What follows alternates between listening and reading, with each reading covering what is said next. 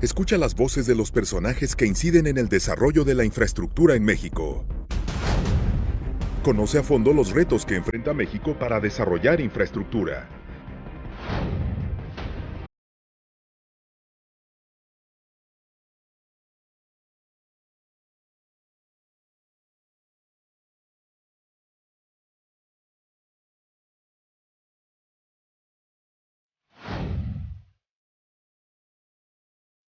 Trigésimo Congreso Mexicano de la Industria de la Construcción, en Tampico, Tamaulipas. Networking al más alto nivel.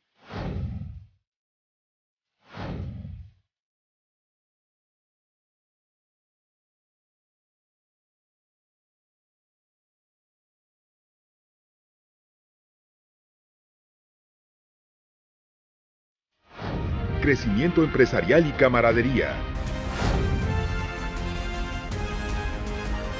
Trigésimo Congreso Mexicano de la Industria de la Construcción, Tampico, Tamaulipas, 17, 18 y 19 de marzo.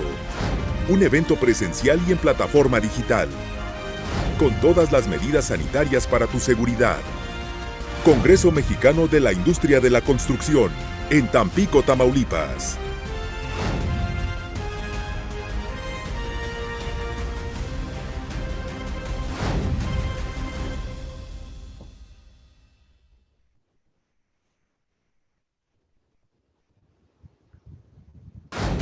Escucha las voces de los personajes. Hola, muy buenas tardes a todos, bienvenidos.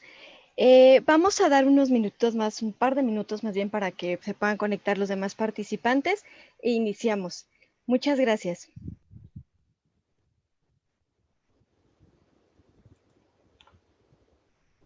Que inciden en el desarrollo de la infraestructura en México. Conoce a fondo los retos que enfrenta México para desarrollar infraestructura.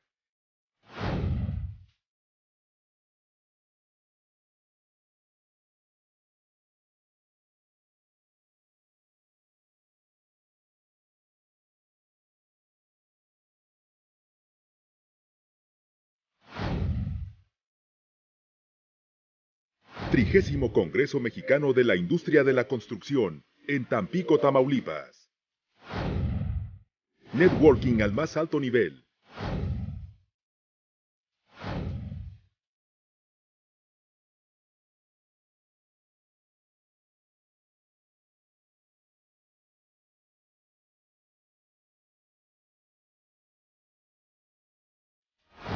Crecimiento empresarial y camaradería. Trigésimo Congreso Mexicano de la Industria de la Construcción, Tampico, Tamaulipas, 17, 18 y 19 de marzo. Un evento presencial y en plataforma digital. Con todas las medidas sanitarias para tu seguridad. Congreso Mexicano de la Industria de la Construcción, en Tampico, Tamaulipas.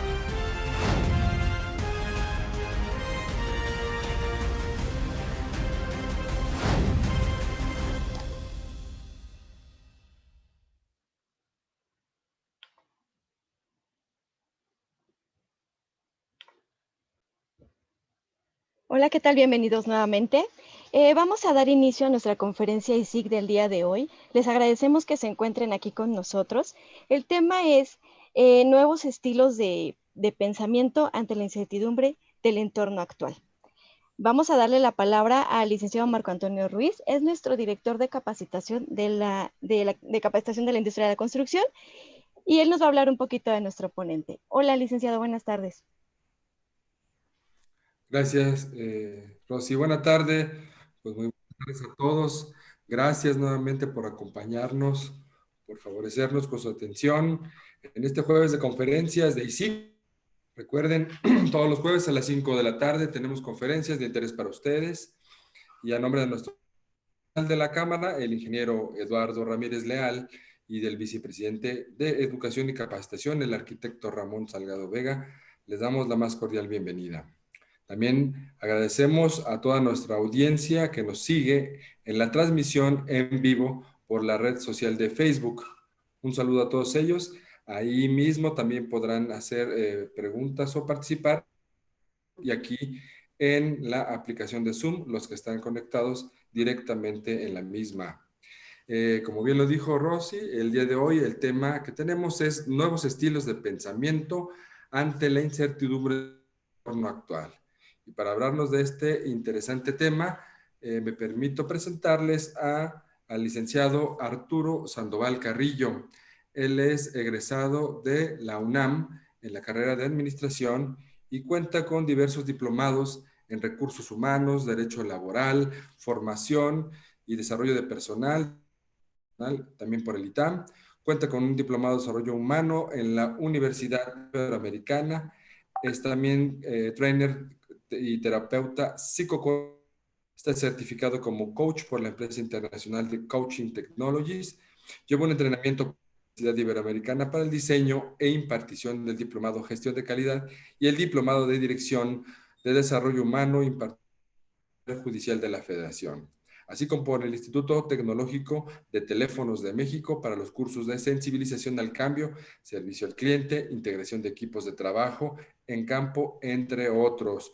Pues bueno, Arturo cuenta con una experiencia de más de 25 años como consultor capacitador y capacitador personal en por lo menos 1000 cursos. Pues muchas gracias, Arturo, por tu tiempo y por tu presencia el día de hoy, y pues te cedo la palabra. Adelante. Gracias, Marco. Buenas tardes. Buenas tardes a todos. Bienvenidos. Gracias por asistir.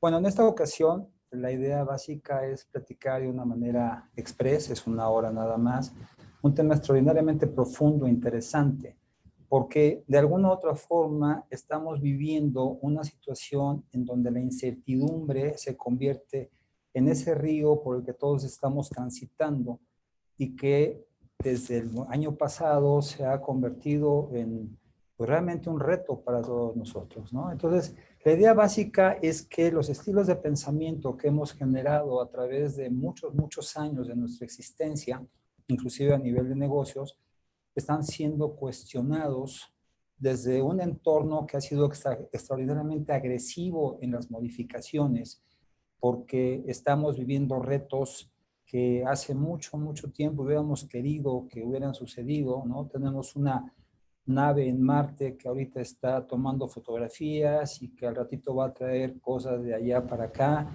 y que en el sueño más loco que tuvimos alguna ocasión hace 20, 30 años, lo hubiéramos considerado prácticamente imposible, y que esto aunado a la situación propia de la pandemia que estamos viviendo, pues todavía nos hace mucho más reto el concepto, todo el entorno en el que estamos viviendo. Entonces, bueno, la idea básicamente por el tiempo es desarrollar un estilo de pensamiento que nos facilite una adecuación de nuestro negocio acorde a las condiciones de lo que hemos llamado como una nueva normalidad. Vamos a iniciar precisamente iniciando con todo lo que se ha vivido a partir de un año de pandemia. ¿Cuáles son estas consecuencias que rápidamente vamos a enunciar? Bueno, lo primero que les puedo decir es que esto nos ha llevado a que el país tenga una caída del 8.5% del PIB en el año 2020. Esta ha sido la peor caída a partir del año de 1932. Walmart, Chedraui, la Comer y Soriana cerraron el año con un crecimiento de sus ventas de 5.4%. Aquí no estamos considerando a Walmart, el gigante. Y esto es básicamente porque en los 3 primeros meses de la pandemia hicieron muchísimas compras de estas compras de pánico, y eso permitió que las empresas tuvieran un superávit.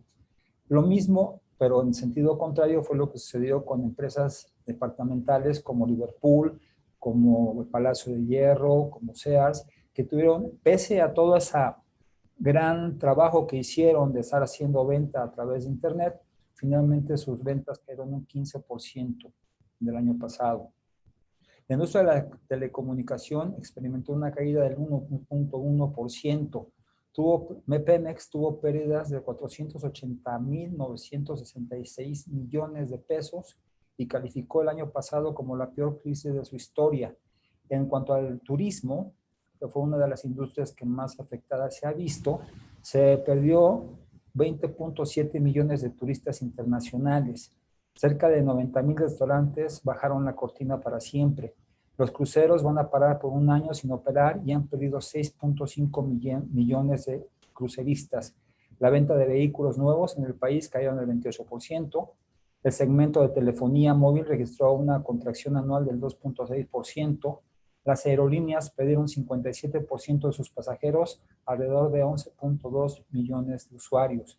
Interjet tuvo una disminución en su flota de 68 hasta 4 aviones le quedaron. Aeroméxico, para subsistir, consiguió un financiamiento de $1,000 millones. Los hoteles mantienen ocupaciones del 40% a 60% en destinos de playa, mientras que en las ciudades apenas están cubriendo un 5 a 10% de ocupación. Y por último, el 64% de anunciantes disminuyó su presupuesto de marketing 65%. Todo esto realmente podría aterrarnos. O sea, todo el mundo hablamos, no se trata de una crisis sanitaria, sino también se trata de una crisis económica. Y aquí la pregunta que tendríamos que hacernos todos o que hemos estado haciendo de una u otra forma es ¿cómo vamos a hacer para poder regresar una vez que esta situación se haya controlado? Sin embargo, dentro de toda esta pandemia, yo les puedo decir que han habido aprendizajes muy interesantes. Por un lado, aprendimos que hay muchas cosas que nosotros consideramos indispensables en nuestra vida y que después del encierro, del confinamiento, nos hemos dado cuenta de que podemos subsistir sin ellas. ¿Okay? Esto es algo realmente interesante. Necesitamos dedicar más atención en temas como salud, educación, cultura, la parte digital, logística, higiene, alimentación, agricultura. ¿Okay? Nos damos cuenta de que de una u otra forma, yo diría que el gran aprendizaje es que hemos aprendido que construimos un mundo de una manera errónea o al menos no tan ideal como hubiésemos querido. ¿Okay? Es tiempo como de hacernos cargo del futuro, de sentarnos y planear exactamente cuál es el mundo que nosotros deseamos. También, obviamente, nos hemos dado cuenta que necesitamos gastar menos en petróleo, en mecánica, química y otros sectores, y más bien sería reorganizar nuestra economía hacia los sectores propios de la vida, ¿ok? Alimentación, salud, etcétera. Necesitamos nuevas ideologías como individuos codependientes del medio. Las fronteras son fronteras ficticias, son muros que hemos levantado de una u otra forma, así como este concepto de individualidad personal, y nos damos cuenta de que somos muy codependientes. Además de esto, requerimos desarrollar una cultura de prevención. ¿Por qué? Porque tenemos un entorno extraordinariamente agresivo, en donde pueden venir otras pandemias, desastres naturales que hemos estado viviendo, como inundaciones, terremotos, ahora tenemos volcanes en erupción, en fin. Y esto implica que tenemos que visualizar el cómo podríamos hacer nosotros una prevención para no volver a caer en una situación como la que vivimos el año pasado y lo que va de este año. También nos hemos dado cuenta de la importancia que tiene la cooperación internacional para poder enfrentar las crisis. Gracias a eso tenemos una cantidad de vacunas ahorita que ni siquiera nos imaginábamos que podríamos tener a principios de la pandemia.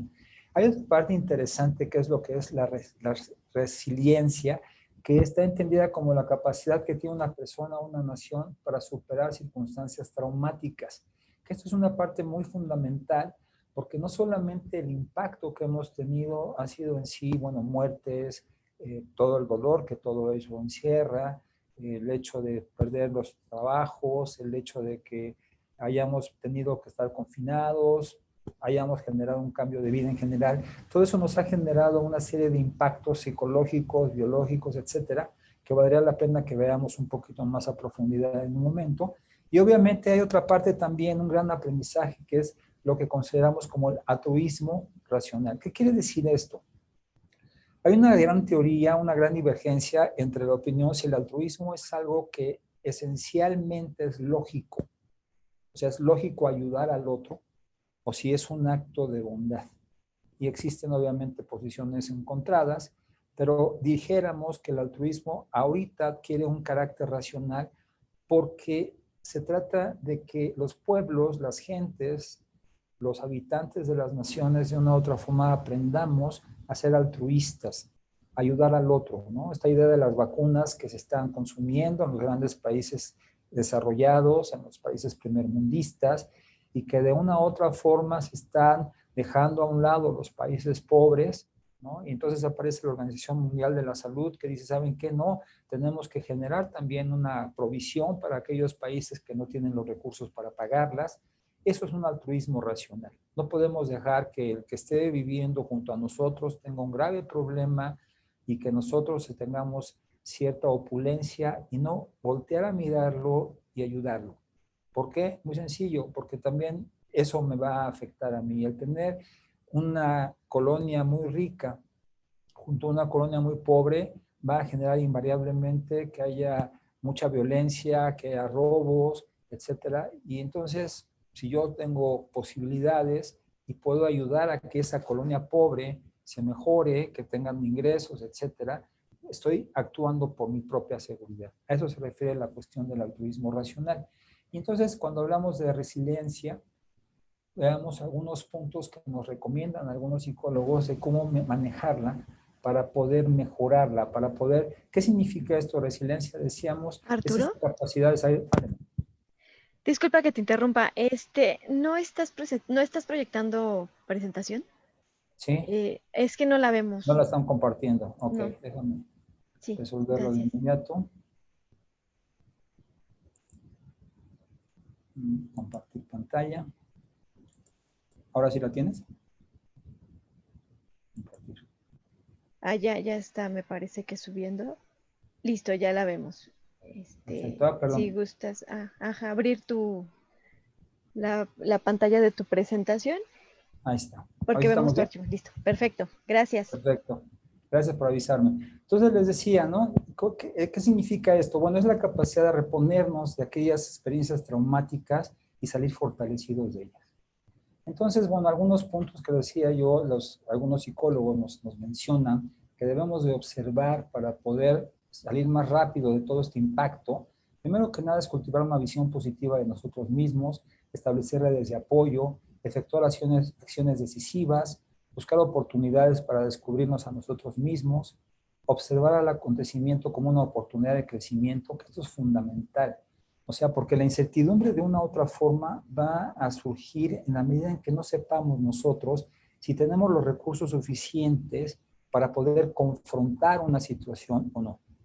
¿Ok? Cuando estoy ante una situación muy novedosa, que no sé cómo reaccionar, pero tampoco me doy cuenta si tengo recursos suficientes personales para resolverlo, obviamente el nivel de incertidumbre crece mucho. ¿Ok? Entonces, aquí la idea es que la incertidumbre en mucho se va a detener en la medida en que yo aprenda a visualizar las experiencias como algo positivo. ¿Ok? ¿Qué significa eso? Bueno, pues significa no perder la esperanza, por un lado. Significa ver la situación como algo positivo, algo que de alguna u otra forma es un reto que me va a llevar a un aprendizaje y ese aprendizaje me va a dar mayor cantidad de recursos personales, ¿de acuerdo? Entonces, esto es fundamental y lo vamos a retomar en un momento más. Hay que focalizar la acción hacia las metas, mantener las cosas en perspectiva también, o sea, darnos cuenta de que no hay una situación definitiva, sino están ocurriendo los eventos y al momento en que están ocurriendo los eventos, quiere decir que tengo acciones, tengo posibilidades de entrar en ellos todavía y resolverlos. Nunca perder la esperanza, porque en la medida en que esto sucede, mientras tenga la esperanza, tengo esta motivación de acción. Cuando se pierde la esperanza es cuando cedo, es cuando me entrego a la experiencia ya, cuando me doy, ¿no?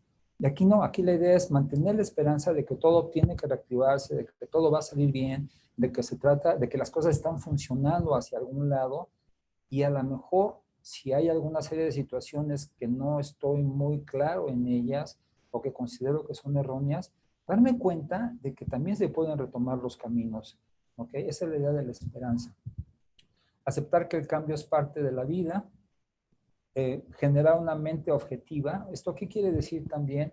No dejarnos llevar porque de pronto aparece una noticia, una fake news, que ahora está tan de moda, ¿no?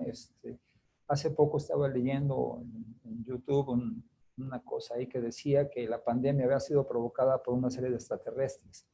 Y fue muy divertido, pero pues obviamente si yo no mantengo una mente objetiva, de pronto puedo perder perspectivas, ¿no? hay que cuidar de uno mismo y mantener las cosas en perspectiva, como les decía. Bueno, aquí el punto es que todo esto no solamente lo debemos de ver a manera individual, sino también a nivel organizacional, ¿ok? Por eso lo estoy mencionando. Porque de una u otra forma, esto mismo está pasando en las organizaciones y la idea es que una organización que ha estado a punto de cerrar, como han habido muchas, etcétera, la idea es que puedan salir fortalecidos de la experiencia. La idea es cómo, ¿no? ¿Cómo le vamos a hacer? Entonces, para que la nueva normalidad se dé, se habla de que debemos nosotros de generar impactos en 3 dimensiones. La parte biológica va a incluir toda la parte, obviamente, anatómica, la parte de salud, la parte psicológica y la parte económica, inclusive a nivel mundial. Dice aquí, provocan grandes innovaciones y los cambios y las tendencias se producirán a medida que los consumidores y las empresas intenten seriamente normalizar el impacto en las dimensiones psicológicas y económicas, siempre y cuando se alcance la contención y se resuelva el impacto biológico. ¿Qué quiere decir esto? Bueno, de alguna manera dependemos, obviamente, de que se haya vacunado la mayor parte de la población, de que se logre una inmunidad de rebaño, ¿ok? Y que más o menos nos ayude eso a llevar una nueva normalidad, como se le ha llamado. Hay algunos puntos interesantes porque hemos descubierto que una persona que tuvo COVID una vez lo puede volver a tener. Hemos descubierto que las vacunas pueden tener un límite de tiempo, pueden ser que le den una inmunidad por 6, por 8 meses, no sabemos, pero es posible que después de eso se vuelva a contraer la enfermedad, en fin. Y esto implica que hay mucha incertidumbre en el ambiente, pero la idea es que esta parte biológica, o sea, mientras nosotros estemos ya accionando para contener la enfermedad, eso nos puede ayudar a manejar la parte psicológica y la parte económica, sea como sea esta. Entonces, de esto dice la tecnología y la seguridad para la nueva forma de operar ante la pandemia. ¿Ok? ¿Qué quiere decir esto? Que de una u otra forma nosotros nos hemos dado cuenta a través de toda esta experiencia que gracias a la tecnología la situación no tocó fondo del todo. Hubieron muchas empresas que tuvieron que aprender a trabajar a distancia y esto implicó toda una modificación en todas las cosas. No solamente es el hecho de que el cuate se sentara enfrente de la computadora y estuviera trabajando desde su casa, en camiseta, con pijama y con los niños al lado, ¿no? No es nada más eso. Es todas las adecuaciones que tuvieron que hacerse para que eso sucediera. Desde la definición de los puestos de trabajo, los horarios, los equipos que se utilizaron, que tuvieran las empresas la tecnología suficiente para que pudiera de una u otra forma darse el proceso, que hubieran procesos bien documentados, bien definidos, que hubiera una forma de monitoreo, de supervisión, de control por parte de las mismas organizaciones, etcétera, etcétera. Y obviamente también la otra parte que va a afectar mucho va a ser la parte de la seguridad.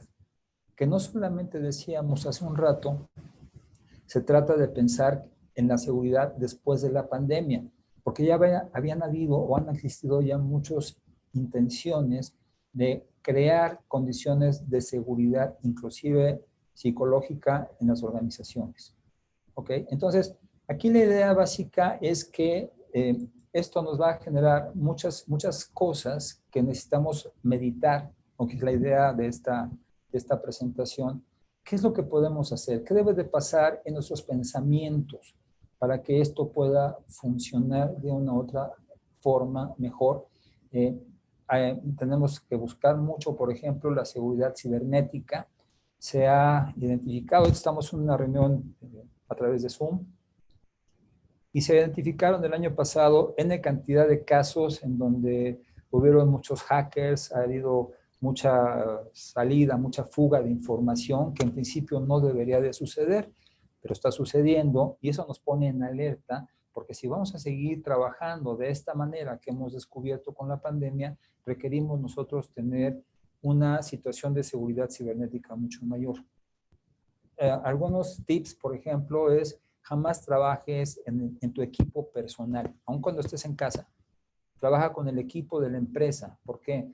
Porque los antivirus que manejas tú, los que manejamos nosotros, tienen ciertas limitaciones, mientras que las organizaciones tienen más capacidad para poder medir las formas de que su información no se escape. Eso es una. La otra parte, jamás compartas tu información, la información de la organización, con tus hijos, con tu esposa, con tus amigos. ¿Por qué? Porque de una u otra forma estás revelando secretos que pueden ser contraproducentes para la organización para la que trabajamos, ¿no? Ni tampoco dejar que los niños utilicen nuestro equipo laboral. ¿Okay? A mí me dan una computadora, una laptop para trabajar en mi casa, mi idea es que sea única y exclusivamente para el trabajo que estoy desarrollando y no la utilice para otro tipo de cosas. Son elementos que nos van a ir ayudando para que todo esto vaya funcionando. ¿Ok? Y entonces, todas estas situaciones en un entorno tan diferenciado al pasado como el que tenemos actualmente, pues nos llevan a cuestionarnos, ¿ok? ¿Cómo nos vamos a preparar para el regreso a esa nueva normalidad? Bueno, lo primero que les podría decir es esta parte de la tecnología, en todos los sentidos como lo estamos viendo, ¿no? O sea, una forma de organización diferente, con puestos de trabajo bien definidos, con perfiles de puestos, con gente que aseguremos que va a cumplir ese perfil, que las actividades estén perfectamente definidas, los procesos, los formatos, los tiempos, las formas de controlar todo eso por parte de la organización.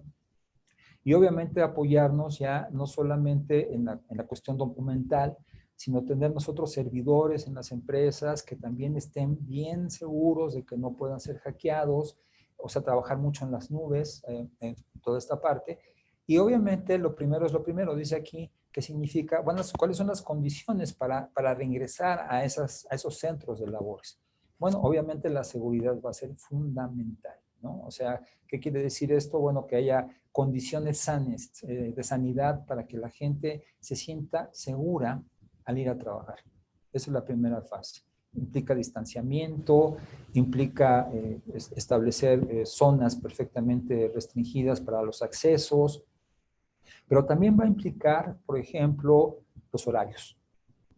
Asegurar que no toda la gente trabaje al mismo tiempo, si cuando se pueda, hacer horarios más flexibles, asegurar que las gentes que puedan trabajar en casa lo hagan y que no estén dentro de la organización. En algunos casos, inclusive, se van a tener que crear algún tipo de empresas o de oficinas satélites para que la gente no quede conglomerada en un solo lugar. O sea, que la gente, si yo trabajo en Cuautitlán y vivo en Xochimilco, bueno, pues tratar de evitar esos trayectos también, porque resulta que ahorita es parte de la responsabilidad de la organización, no solamente el cuidar en sí cuando la persona llega a trabajar, sino inclusive los trayectos. ¿Ok? ¿Por qué? Porque resulta que en los trayectos, un metro a las 7 de la noche es un foco de contagio absoluto, total, y no me conviene, no me interesa que llegue una persona contagiada a mi centro de trabajo, en donde puede generar un caos. ¿Ok? Entonces, esto implica que yo como administrador del negocio requiero tomar responsabilidad en este altruismo racional que decíamos. Tengo que tomar responsabilidad de todas las condiciones que están sucediendo. O sea, tengo que tener medidas de prevención para que en un momento determinado saber qué hacer. Si uno de mis colaboradores de pronto queda infectado por el COVID, si le voy a hacer yo las pruebas, si lo voy a mandar a algún lado para que se las hagan, qué voy a hacer con las personas con las que tuvo contacto. Todo esto requiere hacer ciertos planes de seguridad para que las personas puedan sentirse a gusto o al menos menos afectadas cuando están trabajando para mí, ¿de acuerdo? Entonces, démonos cuenta que todavía la situación nos va a afectar por un ratito de la forma tradicional en que trabajábamos. ¿Cuáles son las perspectivas? Bueno, diría yo, obviamente, evaluar las nuevas amenazas de ataques cibernéticos. Las tendencias organizacionales es tiempo flexible o tiempo fuera. La nueva metodología con un enfoque rápido, flexible y simple. Es algo muy interesante porque en esa forma de trabajar tradicional, cuando hacíamos una junta a las 3 de la tarde, de pronto llegaba el que lo citó a la junta a las 3:10. Llegaba con su computadora, la ponía, la encendía, okay, y se levantaba por un café. Y mientras eso sucedía, iban llegando los otros, empezaban a bromear, los chistes, lo que fuera. La reunión comenzaba a las 3:30 de la tarde, a veces más tarde, y a veces las reuniones que estaban programadas para media hora, si llevan 2 o 3 horas, la gente se aburría, etcétera, etcétera. Y eso ya no lo podemos hacer cuando estamos trabajando a distancia. A distancia tenemos que ser más objetivos, más concretos, dirigirnos hacia el punto. Inclusive el lenguaje que usamos se vuelve un lenguaje mucho más concreto, menos disperso, ¿ok?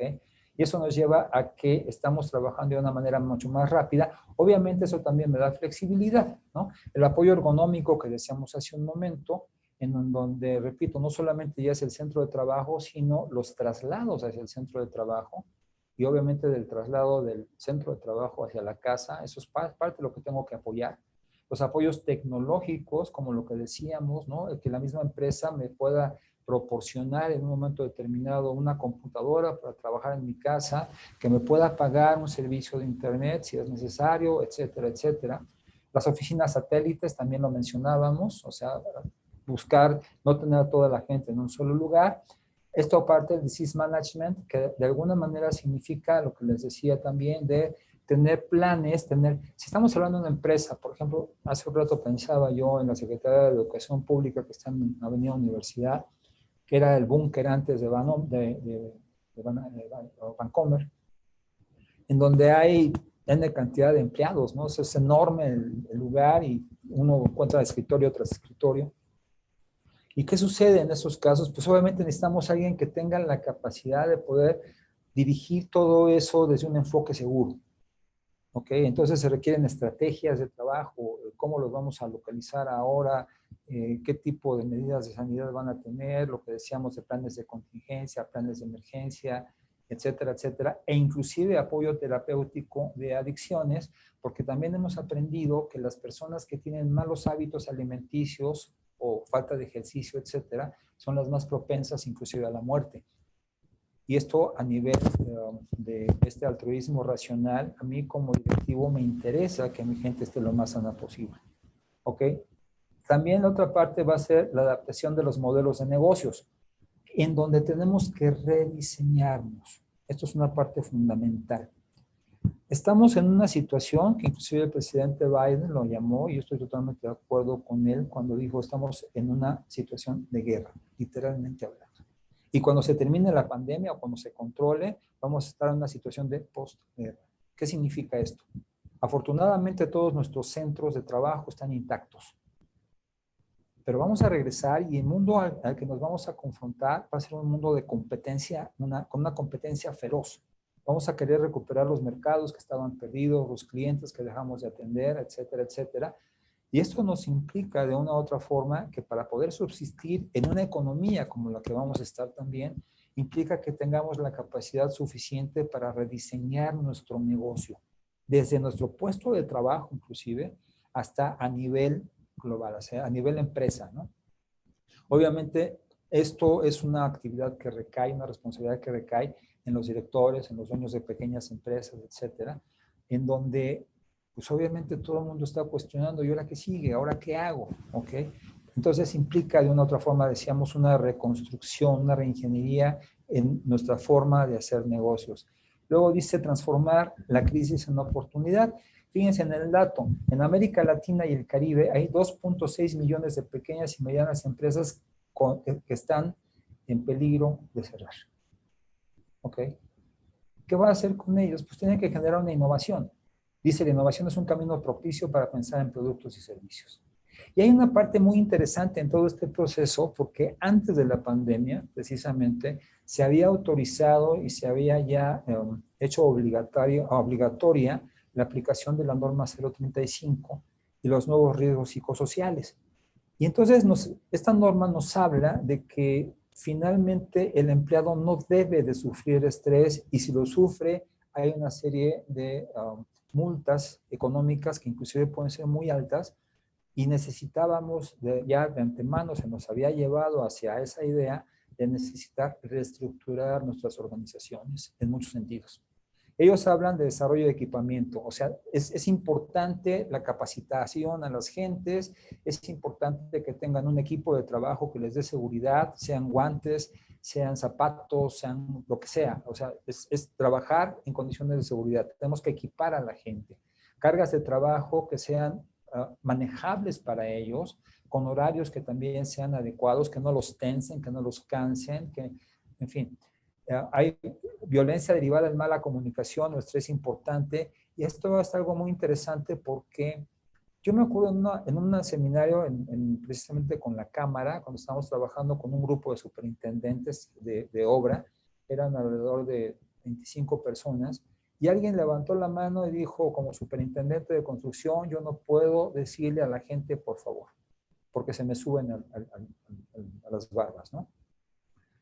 Lo extraño es que la mayoría de ellos le dieron razón. En la industria de la construcción, por ejemplo, a veces somos mal hablados para dirigir, a veces somos groseros para dirigir, inclusive. Hay muchos gerentes de obra que de pronto son cortantes porque tienen una presión espantosa contra el tiempo, en fin. Y todo eso ya me lo prohíbe la norma 35, ya no lo puedo hacer.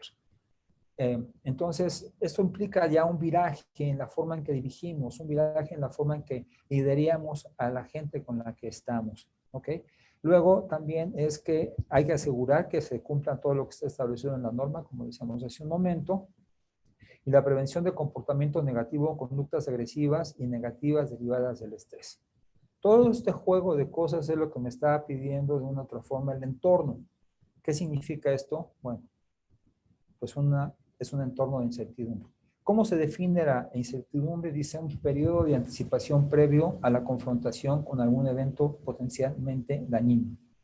Y bajo estas condiciones, el estrés varía en función de los esfuerzos individuales de evaluación cognitiva y afrontamiento del evento.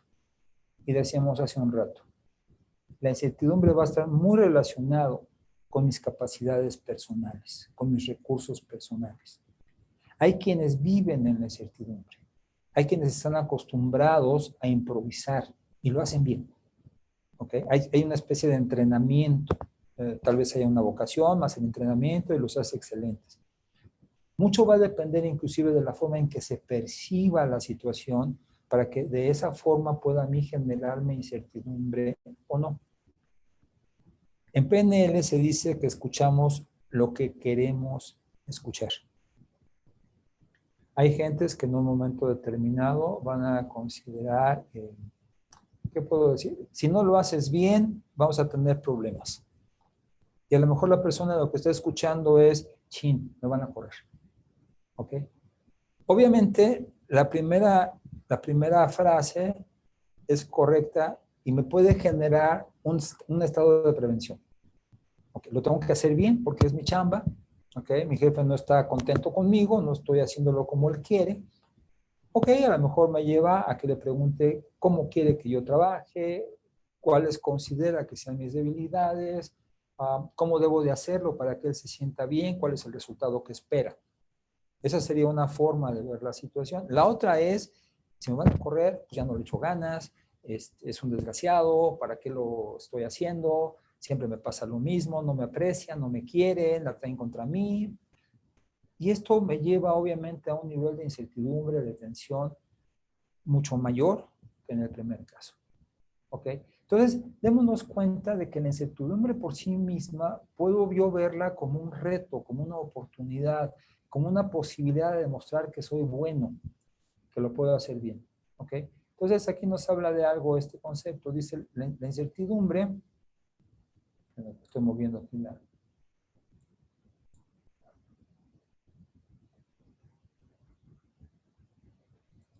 Oh, perdón, ya me regresé.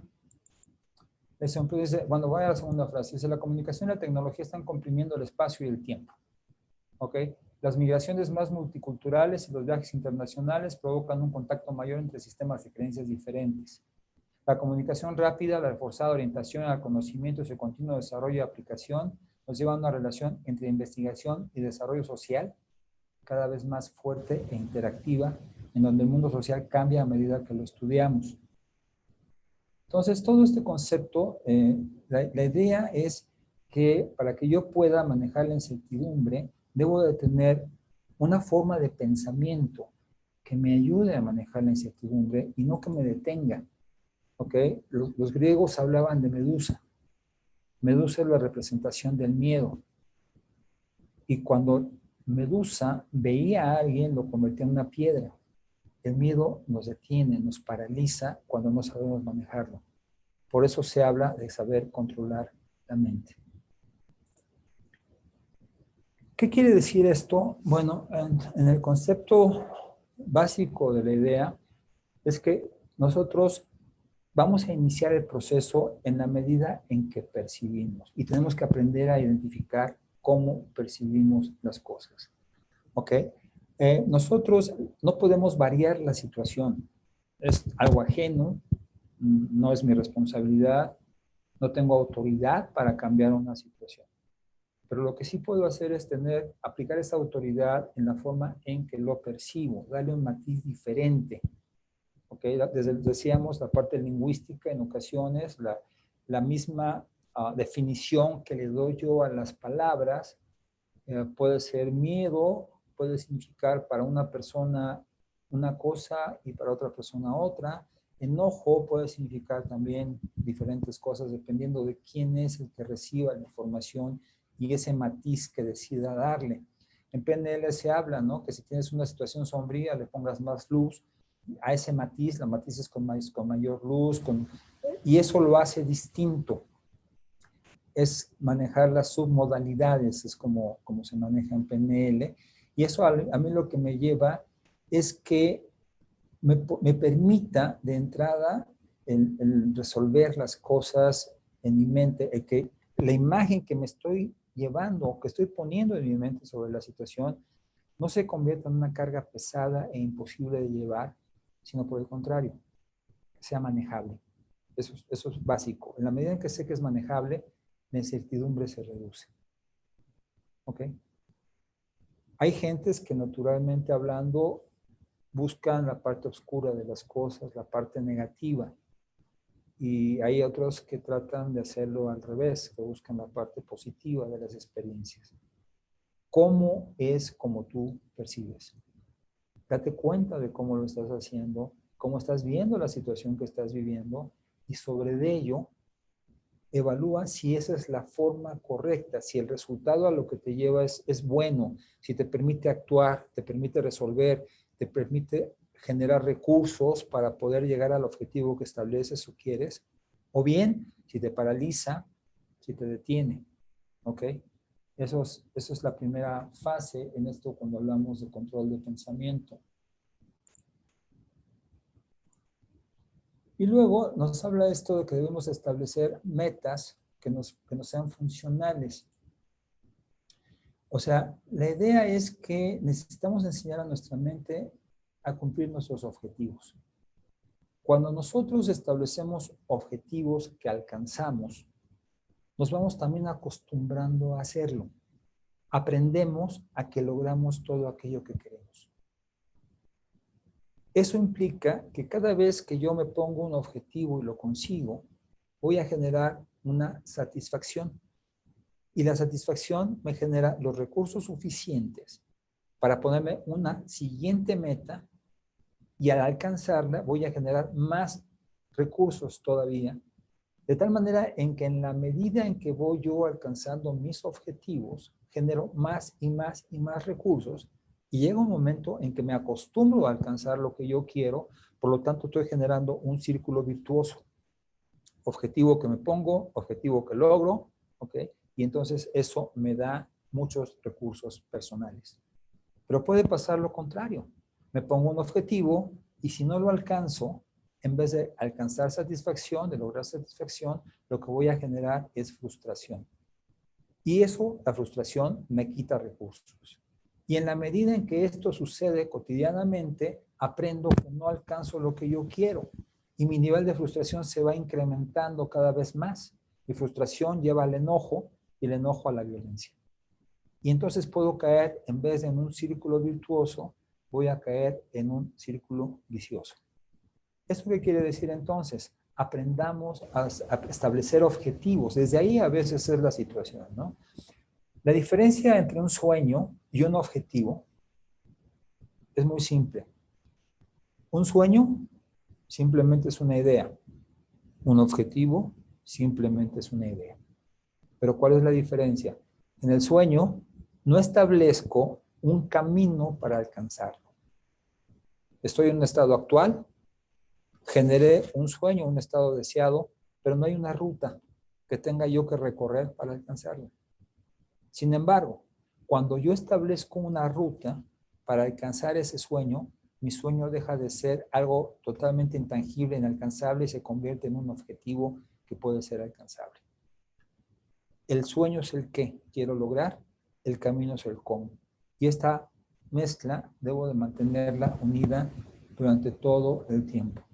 ¿De acuerdo? Entonces, aquí la idea es tratar de generar esos recursos. A veces puede ser con objetivos cortos, a corto plazo inclusive, que me sean fáciles de manejar, para ir generando estas acciones que me generen recursos personales para ir hacia adelante.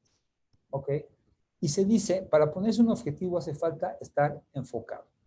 ¿Ok? El objetivo por sí mismo me enfoca. Cuando yo digo, ok, ¿qué es lo que quiero lograr? Ah, pues quiero esto. En ese momento ya tengo una acción hacia la cual me puedo enfocar. ¿Y qué implica enfocarse? Aplicar mis recursos lo mejor que pueda para poder alcanzar lo que yo necesito o quiero alcanzar. ¿Ok? Si de pronto tengo muchos objetivos o son objetivos muy locos, muy inalcanzables, etcétera, lo que puedo hacer es que puedo estar despilfarrando toda esa energía en situaciones que de antemano no voy a alcanzar nada, ¿no? El segundo paso importante en el proceso mental es vivenciar ese objetivo. ¿Qué quiere decir esto? Por un lado es establecer un lenguaje. El lenguaje crea la realidad, se dice. Y es muy importante la forma en que nos hablamos a nosotros mismos, esta comunicación intrínseca. Yo de alguna manera evaluaría que es más importante la comunicación intrínseca, la forma en que nos hablamos nosotros mismos, que la comunicación extrínseca, que es la forma en que nos comunicamos con los demás. ¿Por qué? Porque cuando hablamos intrínsecamente estamos dando órdenes a nuestra mente. Le estamos diciendo a nuestra mente, queremos esto, y esto es lo que la mente va a buscar la manera de alcanzar. Si yo de antemano estoy generando comentarios negativos sobre los propios objetivos que yo quiero, no lo voy a alcanzar, ¿para qué lo intento? Ya me cansé, nunca logro nada, cuando lo logro nadie me felicita, no sé, cualquier tipo de diálogos negativos, obviamente la mente dice, pues está padre, ¿no? Ahí si quieres alcanzarla me avisas cuándo. Por el contrario, si yo digo, ¿sabes qué? Yo quiero alcanzar esto, inclusive le doy tiempo, le doy forma, y si inclusive le doy sensaciones, o sea, si lo visualizo, quiero pensar, por ejemplo, que voy caminando en la calle, se me antoja tomar algo, tengo sed, y en ese momento pienso y digo, bueno, ya estoy a 3 cuadras de mi casa, mejor voy a llegar a la casa y me voy a hacer un agua de papaya con naranja y azúcar y o sea, voy a poner unos hielitos y me voy a hacer 1 litro de agua y así no me voy a quitar el hambre y me la voy a tomar el agua mientras como. Y entonces todo ese concepto me hizo ya darle un sabor a lo que yo quiero, ya le estoy poniendo un lugar a donde yo quiero, un momento en el que yo quiero. ¿Y qué es lo que sucede? Que ya mi mente está preparándose para que esas 3 cuadras que me faltan por caminar no me muera de sed, ¿ok? Sino ya me preparó para esperarme y entonces me es mucho más fácil poder alcanzar los objetivos. Mientras más visualicemos las cosas que queremos, más fácilmente vamos a poderlo lograr, ¿ok? Los objetivos definidos tienen una fuerte influencia en nuestra mentalidad. Cuando la mente tiene un objetivo definido, puede enfocarse y dirigirse hacia él, ¿de acuerdo? Entonces, la idea es generar todas estas pistas sensoriales que me ayuden a identificar cuándo voy a alcanzar mi objetivo, cómo me voy a sentir, cómo voy a estar, qué es lo que va a suceder cuando alcance mis objetivos. ¿Okay? Y esto, repito, no solamente en sí podemos considerar que es suficiente, sino también que hay que establecer cómo. Dice, enseñar a la mente a cumplir objetivos. Ok, piense en lo que realmente quiere, obviamente en forma positiva. Un objetivo jamás puede ser negativo. ¿Ok? Digo, sí puede ser, pero no tendría ningún sentido. Imagínese objetivo terminado con todos los detalles posibles. Aquí inclusive hay mucho que se habla ahora de la famosa ley de la atracción, en fin. Pero ¿a qué me lleva todo eso? No sé si exista o no tal ley como tal, pero lo que sí sé es que en la medida en que yo puedo visualizar las cosas, o sea, yo quiero comprar una casa y empiezo a ver casas, y en la medida en que voy viendo casas me van dando ideas. Y en la medida en que voy desarrollando ideas me permite clarificar exactamente la casa que quiero. Sí, esta está bonita, pero no me gusta el barrio. Ah, bueno. Esta está padrísima, pero está junto a un antro. Ah, bueno. Esta me gusta mucho, pero le falta un baño. Y entonces voy de alguna manera acomodando en mi mente lo que yo quiero, lo que quiero alcanzar, y eso me hace mucho más fácil alcanzar los objetivos. Hay que pensar cuál es el primer paso. Y para esto necesito identificar en dónde estoy. Esto es lo que en desarrollo organizacional llamamos hacer el diagnóstico. ¿Ok? ¿En dónde estoy parado? ¿Qué es lo que estoy haciendo? ¿Cuánto tiempo me va a tomar? ¿Qué veo? ¿Qué escucho? ¿Qué huelo? ¿Qué toco? ¿Qué gusto? ¿Qué siento? ¿Ok?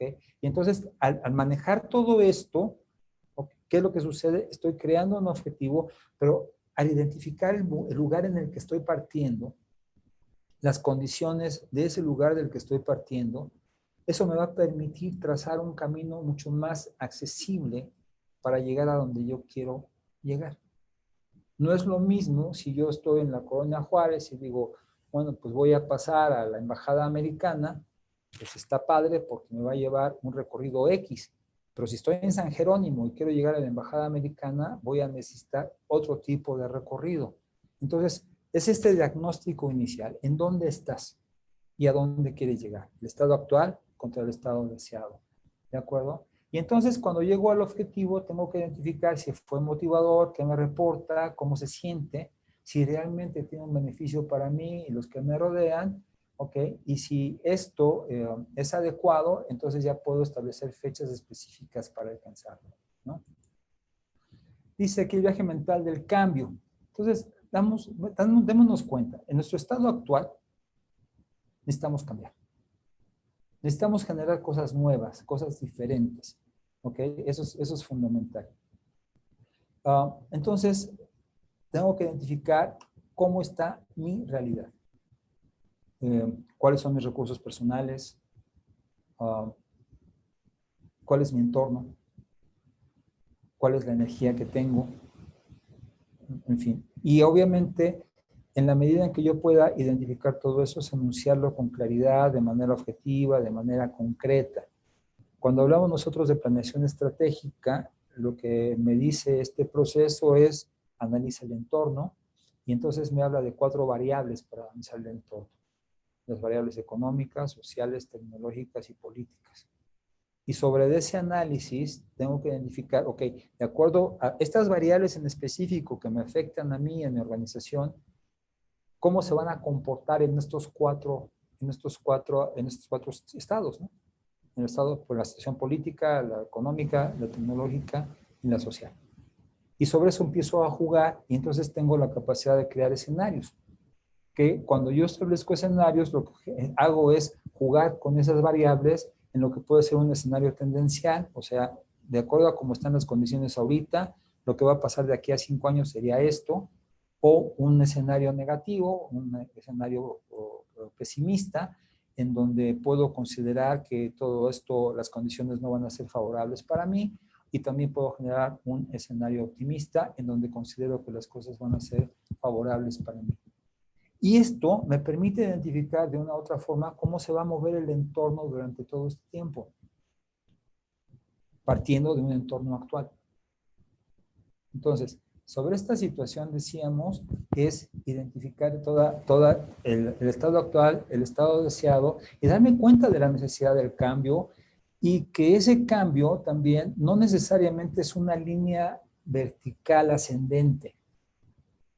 En un cambio, obviamente, llegarán momentos en que haya momentos de retroceso, que hayan caídas inclusive. Tengo que considerar inclusive el tiempo que me va a llevar el aprendizaje, ¿no? De todo esto.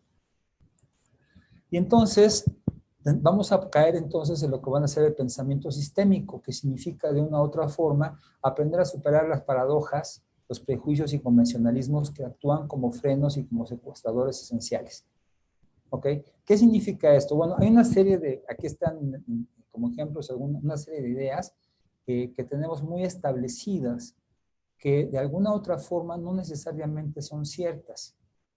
Inmediatamente después de una causa se produce un efecto. Al establecer estrategias para afrontar problemas sistémicos, tendemos a centrarnos en nosotros, en fin. Y es cuestionar todo esto, identificar en el pensamiento sistémico, es la parte ecológica de los objetivos, o sea, cómo voy a afectar al entorno en el que estoy, ¿no? Y entonces estar dispuesto a manejarme, obviamente, desde la paradoja, el prejuicio y el convencionalismo. ¿Qué quiere decir esto? El universo por sí mismo es paradójico. Entonces, por ejemplo, una paradoja, algunos de los escenarios mentales mantenidos, defendidos y aclamados por la mayoría son justamente los más erróneos. ¿Ok? Esto puede escucharse locura, pero no, efectivamente así es. Otra cosa, frecuentemente en un sistema lo más rápido es justamente lo más lento. Entonces, cuando yo me enfrento a la paradoja, me permite generar un pensamiento distinto, ¿ok? Que me va a llevar a lo que va a considerarse como la mentalidad empresarial. Que aquí la idea de la mentalidad empresarial va a estar muy referenciada con mis propios hábitos, con mi forma de acción, con mi forma de actuar constantemente y obviamente también de los estilos de dirección que en un momento determinado puedo ejercer. Una mentalidad empresarial me va a llevar a algo que implica de una u otra forma que yo pueda identificar la necesidad que existe en un mercado, ¿ok? ¿Cómo voy a satisfacer esa necesidad de ese mercado? ¿Y cuáles son las utilidades que voy a obtener o mis beneficios que voy a obtener al manejarlo? ¿Ok? Es hacer un plan de negocios en esta orden de ideas. ¿Cómo se genera una mentalidad empresarial? Conocimiento del contexto económico de la empresa. ¿Ok? O saber cuáles son todas esas variables en torno en el que me encuentro a nivel económico, aprendizaje y experiencia, o sea, estar abierto al aprendizaje. Yo creo que la verdadera humildad está relacionada con el aprendizaje y la experiencia. Formar gente y equipos, no voy a poderlo hacer solo, ser creativo, generar un compromiso total, o sea, entregarme a la experiencia, ¿ok? Darme cuenta de que hay un proceso de estrés que voy a vivir mientras todo esto se está dando. Hay valores económicos y profesionales y la siguiente parte es ser ético en ello, ¿ok? Y entonces, bueno, ¿cómo vamos a generar una mentalidad empresarial? Tenemos que tener una visión clara, cultivar la disciplina, cultivar la paciencia, potenciar la creatividad, generar un desarrollo personal, que esto de alguna manera es esta parte del autoliderazgo, ¿no? O sea, ¿qué es lo que tengo que cambiar en mí? Estar abierto a eso. A veces mi forma de hablar, mi forma de dirigir, que soy indisciplinado, que soy muy ambicioso, que soy muy poco tolerante. Todo esto lo tengo que ir mejorando de una u otra forma si quiero generar esta mentalidad empresarial y obviamente rodearme de gente con esa mentalidad empresarial. Y entonces, bueno, ¿cuáles son los pensamientos con los que me voy a valer de ello? El primer pensamiento es el pensamiento racional, para analizar la situación en la que estoy. Pensamiento lineal le llaman algunos. La parte lógica, que en esta orden de ideas se utiliza mucho para el análisis y solución de problemas. En el pensamiento racional, ese hemisferio izquierdo, no se admiten para nada la intuición, la creatividad, las corazonadas, ¿no? Es datos reales, específicos, que me ayuden a tomar decisiones. ¿Ok? Ese es el primer pensamiento que tengo que desarrollar. Luego de aquí voy a generar lo que ahora llamamos como tecnología disruptiva o innovación disruptiva, que aquella parte es el hecho de poder cortar. ¿Ok? Disrupt significa rotura o interrupción brusca. Es dejar el pasado. Tenemos el caso más claro de esto es Uber. ¿Ok? Una empresa que es líder en el mercado de taxis, pero que no tiene ningún taxi. ¿Cuál es la magia? Los tipos inventaron un sistema aprovechando un entorno, unas condiciones X que le han permitido a ellos hasta la fecha tener una empresa a nivel internacional en donde les ha costado mucho trabajo a los taxistas tradicionales convencer a sus gobiernos de que quiten Uber, porque los afecta. ¿Ok? y sigue funcionando Uber de una manera increíble. Y como eso hay muchos negocios, gracias a esta idea de que de pronto rompemos con todo lo establecido. A mí me gusta mucho el ejemplo del Palacio de Hierro. El Palacio de Hierro estaba dirigido a clase media alta, clase alta. Liverpool había cambiado ya no estaba dirigido a clase media y alta, sino también había abarcado clases bajas. Palacio tenía muchos problemas porque Liverpool estaba creciendo mucho y entonces aparece una campaña publicitaria en esta idea del disrupt, que es yo soy totalmente Palacio. Y a partir de ahí todo cambió. Fue identificar, de acuerdo a la esencia de un negocio, identificar su característica y potenciarla de una forma distinta. Entonces, para poder hacer eso, vamos a generar el pensamiento lateral. El pensamiento lateral ya no es hemisferio izquierdo, es hemisferio derecho. Esto es una idea que genera un señor que se llama Eduardo de Bono, en alguna de sus publicaciones lo genera. Pero la idea de pensamiento lateral precisamente es lo que nos ayuda a identificar la creatividad, la innovación como las formas básicas. Y hay una serie de ideas o una serie de metodologías precisamente para mejorar este desarrollo de pensamiento lateral. ¿De acuerdo? Y entonces, cuando nosotros juntamos el pensamiento lateral y el pensamiento lineal, podemos generar un pensamiento estratégico. Y el pensamiento estratégico precisamente lo que nos va a llevar es a poder generar esos cómos, obviamente desde que nos ayuda a generar esa visión, hacia dónde queremos llegar con la organización, pero más que nada nos va a llevar a poder identificar los caminos que debemos de generar para poder alcanzar nosotros nuestras visiones, nuestros objetivos. ¿De acuerdo? El pensamiento estratégico va a estar relacionado a saber hacer preguntas. ¿Qué es? ¿Por qué es? ¿En qué otra forma? ¿Qué pasaría si? ¿Por qué no? Etcétera. ¿De acuerdo? Esto, cuando nosotros aprendemos a cuestionar adecuadamente las cosas, generamos una mente estratega. Dice, es un estado particular de la mente capaz de factorizar y conceptualizar una problemática y comprenderla para producir ideas innovadoras y tomar decisiones que logren objetivos específicos. Esto nos ayuda perfecto. La mente estratega para hacer planeación estratégica es fundamental. ¿De acuerdo? Dice, el gerente estratégico depende conjuntamente de una doble capacidad funcional de la mente, la razonadora y la creativa, cuya combinación dirigida acertadamente conforman la mente estratega. Decíamos preguntas fundamentales. ¿Qué hace? ¿Por qué? ¿Para qué? Nos llevan a definir un problema y llegar a su esencia para justificar el logro de un objetivo. ¿En qué otra forma podemos? Para producir ideas. ¿Qué pasaría si? Para examinar nuevos efectos y producir nuevas ideas. ¿Por qué? ¿Por qué así? ¿Qué necesita? Para analizar si se justifica su existencia. ¿Por qué no? Y ¿por qué no? Significa aceptar ideas que aparentemente son ilógicas o poco funcionales. ¿De acuerdo? Entonces, todo esto, de alguna u otra forma, repito, me ayuda a generar ya lo que sería un pensamiento estratégico que de alguna u otra forma me va a facilitar a través de esta serie de ideas el poder establecer caminos de acceso que me aseguren alcanzar los objetivos deseados. Fíjense cómo todo esto implica todo un cambio. ¿Okay? Un cambio para poder adaptar nuestras organizaciones a las nuevas condiciones a las que nos vamos a enfrentar.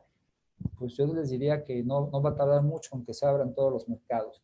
Entonces, el pensamiento mecánico habla, tenemos un todo, el pensamiento lineal, tenemos un todo, lo dividimos en partes y lo reacomodamos. Eso es lo que hacemos con el pensamiento lineal. No hay aportaciones de algo nuevo.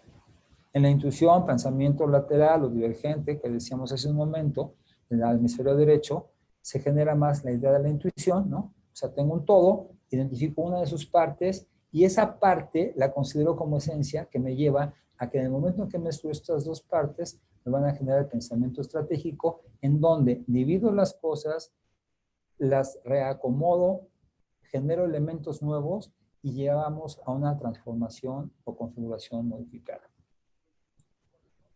Entonces, lo que decíamos hace un momento, ¿no? ¿A qué me va a llevar todo esto? A que busque satisfacer las necesidades del consumidor, lograr ventajas competitivas y capitalización de las fuerzas de su empresa. ¿Ok? Aquí tenemos los ejemplos más o menos de lo que habla de cada uno de ellos. para después llegar hacia, esto es al pensamiento sistémico. ¿Ok? El pensamiento sistémico, de una u otra forma, es el darnos cuenta de que estamos en un sistema y de que todas las partes son codependientes y de que cada acción que yo tengo va a generar un impacto en los demás, en el mercado, en la competencia, en mis proveedores, etcétera, etcétera, etcétera. ¿Ok? Es muy importante el pensamiento sistémico porque una vez que hayamos nosotros ya organizado la organización, los objetivos hacia los que queremos lograr, el pensamiento sistémico me va a llevar a cuestionarme si efectivamente mis objetivos son ecológicos, si están haciéndome bien a mí y si hacen bien a mi entorno. De otra manera, cuando a veces genero un pensamiento o un objetivo que no es ecológico, se me puede repercutir por alguna variable que se salga de mi control.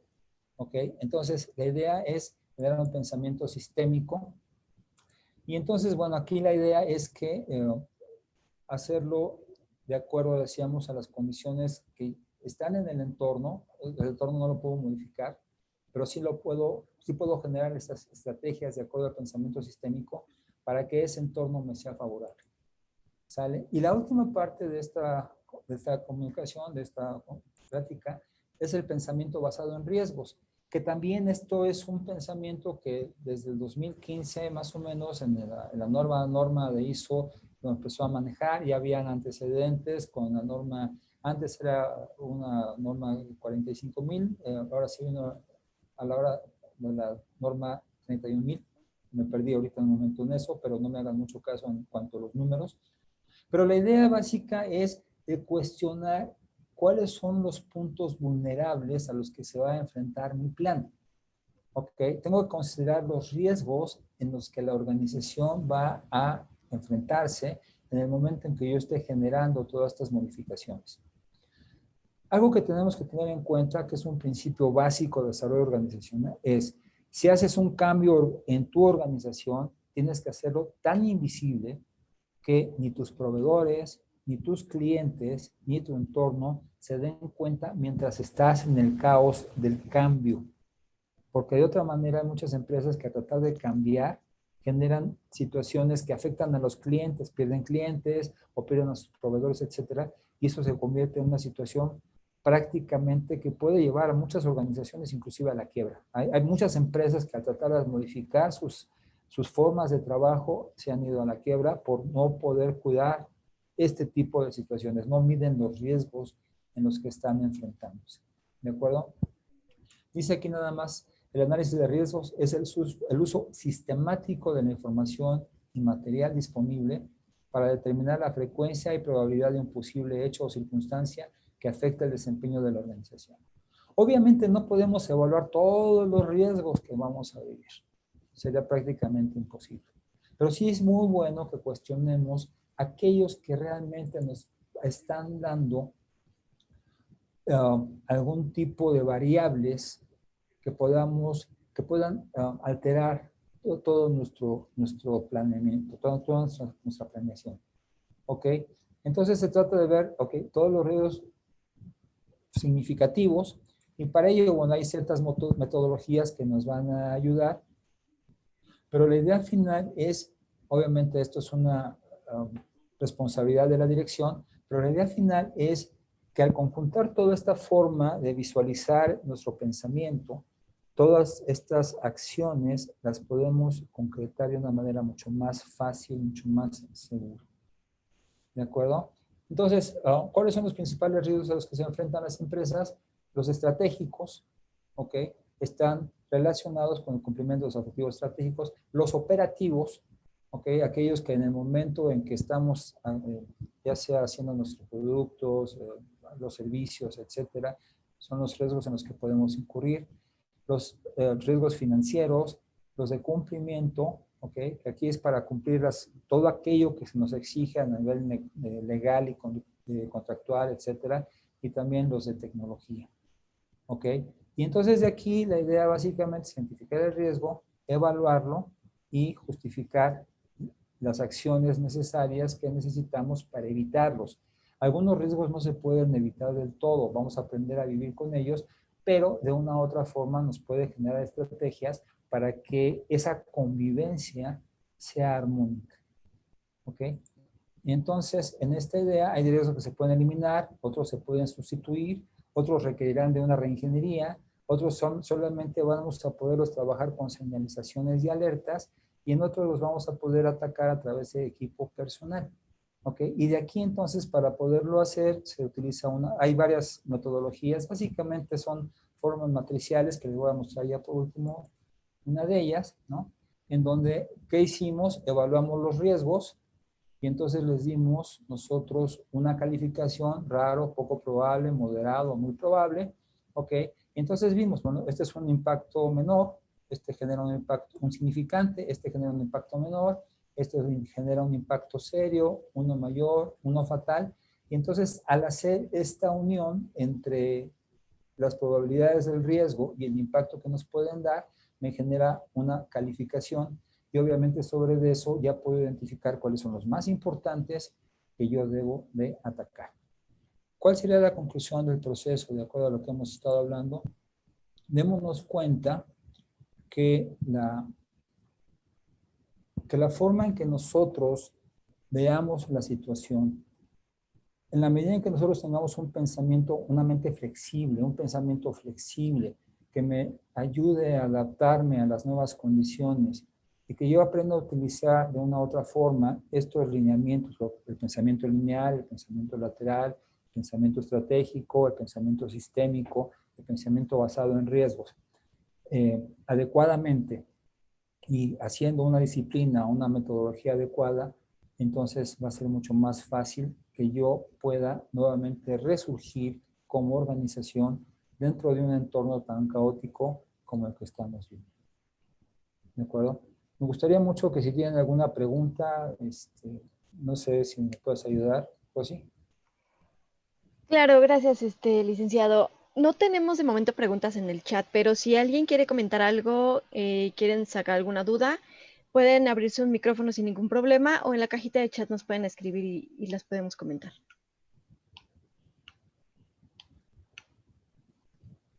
Pero bueno, ahorita no tenemos ninguna. No sé si quiere agregar algo, licenciado.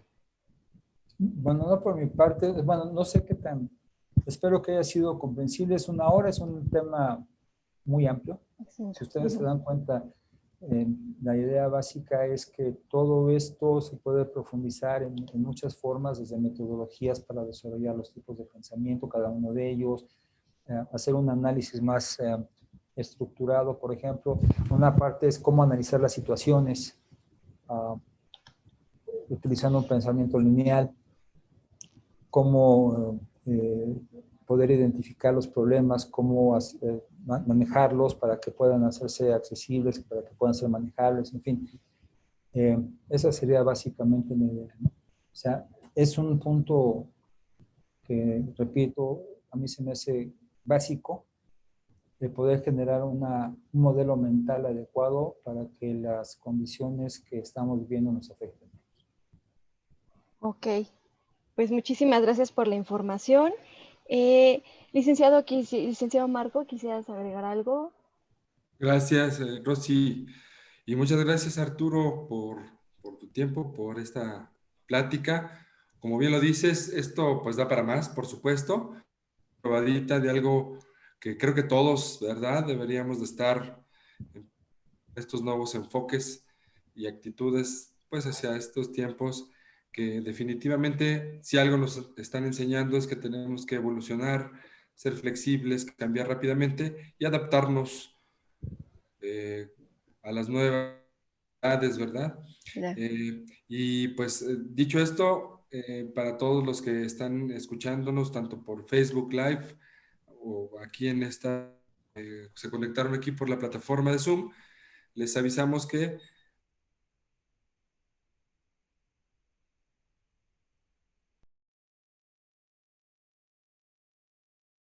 al público en general y pues obviamente ser asistentes ustedes y como se está volviendo ya una costumbre, les vamos a dar un precio preferencial a estas personas que están conectadas en esta conferencia. Muchas gracias, Arturo, nuevamente. Tenemos aquí el anuncio de la próxima conferencia que tenemos dentro de 8 días y es BIM avanzado para proyectos ferroviarios con gemelos digitales de Bentley. Aquí los esperamos dentro de 8 días y vamos a seguir publicando toda la información en nuestras redes sociales. Acudan a nuestras redes sociales, que hay muchos cursos y mucha oferta a lo largo y ancho de la República, de nuestras delegaciones, de los propios que se hacen aquí por la Ciudad de México y oficinas. Y tenemos pues una diversidad muy rica para ustedes. También ayúdenos en las encuestas de satisfacción. Díganos qué otros temas son los que ustedes están buscando interés para que nosotros los podamos incluir en conferencias o en capacitación. Pues muchas gracias a todos, muy buena tarde, gracias Arturo nuevamente, muy amable, gracias Rosy. Muchas gracias. A todos. Excelente tarde. Que tengan todos excelente tarde. Hasta Gracias. luego.